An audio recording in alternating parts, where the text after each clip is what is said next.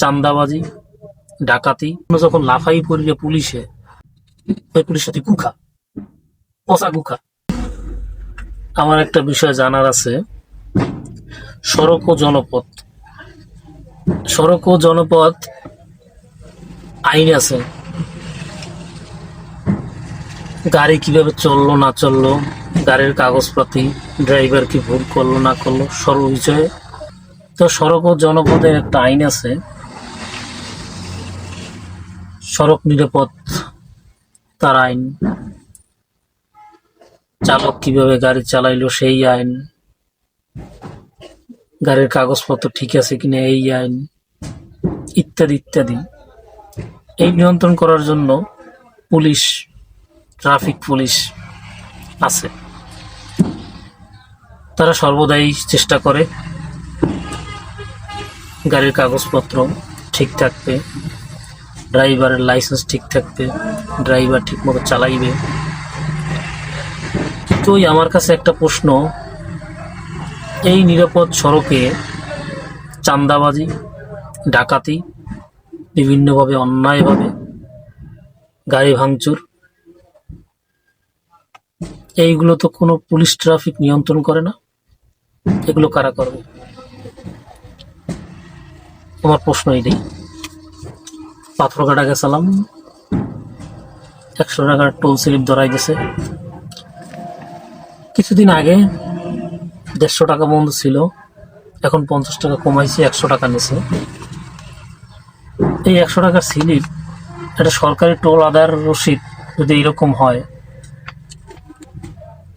সাদা কাগজের মতো ফটোকপি দিয়ে যদি টোল আদায় রসিদ করতে পারে, এটা নিয়ন্ত্রণ করবে কিনা?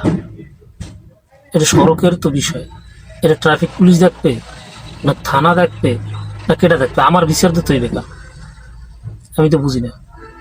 আমার কাগজপত্র ঠিক কিনা দেখার জন্য যখন লাফাই পড়লে পুলিশে,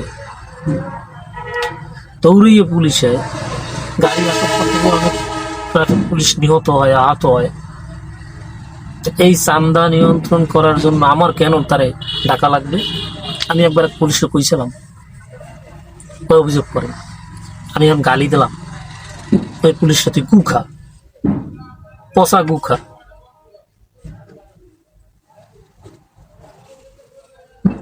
আমরা যখন নির্যাতিত হই, একটা ড্রাইভার যখন রাস্তায় বাধ্য হইয়ে চাঁদা দিতে হয়, তখন পুলিশ ট্রাফিক কই থাকে, সরকারি আইন কই থাকে? আমার কে যাইতো? সড়কে যখন সমস্ত কিছু পরীক্ষা করার জন্য আসে, হাত দিতে হয় ম্যাজিস্ট্রেট আয়। ম্যাজিস্ট্রেটের বাসায় কি বড় বড় মাছ যায়, কোরবানির গরু যায়? বুঝি না। তারা টোল রাখবে, পৌর টোল, সরকার ইজারা দেওয়া, অবশ্যই পাকা রসিদ থাকতে হবে, তাই না? দোকানে দোকানে যায়, ম্যাজিস্ট্রেট যায়, এই হরে ওই হরে কত কিছু করে, এরে জরিবে না, অরে জরিবে না। এটাও তো একটা অর্থনৈতিক ব্যাপার স্যাপার। এই জায়গা থেকেও তো মানুষের হাতাইয়া টাকা নেয়। এই জায়গা কেন কোনো ম্যাজিস্ট্রেট যায় না, কোনো মোবিল কোর্ট যায় না? এটা সমঝোতার সাথে হয়, সমঝোতার সাথে হয়। সে চাবে আর আমি দেব, আমি যেতে ইচ্ছা করি না, তারপর আমার কাছ থেকে জোর করিয়ে নেয়। তাই নির্যাতিত মোটর শ্রমিক ভাইদের কাছেও আবেদন, যারা উচ্চ গলায় সড়ক পথে কথা বলতে পারে, যারা অন্যায়ের বিরুদ্ধে মিলিতভাবে দাঁড়াইতে পারে, তাদের কাছে বিনীত আবেদন, অবশ্যই আপনারা বিষয়টা আমলে নেবেন। পুলিশ তোমারে আবারও গালি দেই, তুমি গু খাও, তুমি যেইভাবে সড়ক পথে গাড়ি, কাগজপত্র, ড্রাইভার লাইসেন্স পরীক্ষা করো, সেইভাবে কারা কিভাবে ডাকাতি করলো, ছিনতাই করলো, চাঁদা নিল, অন্যায়ভাবে চাঁদা নিল কিনা, এইগুলোও তোমরা পরীক্ষা করো। তোমাকে আর কোনো গালি দেবো না, তখন তোমাদেরকে সাধুবাদ জানাবো। আসসালামু আলাইকুম।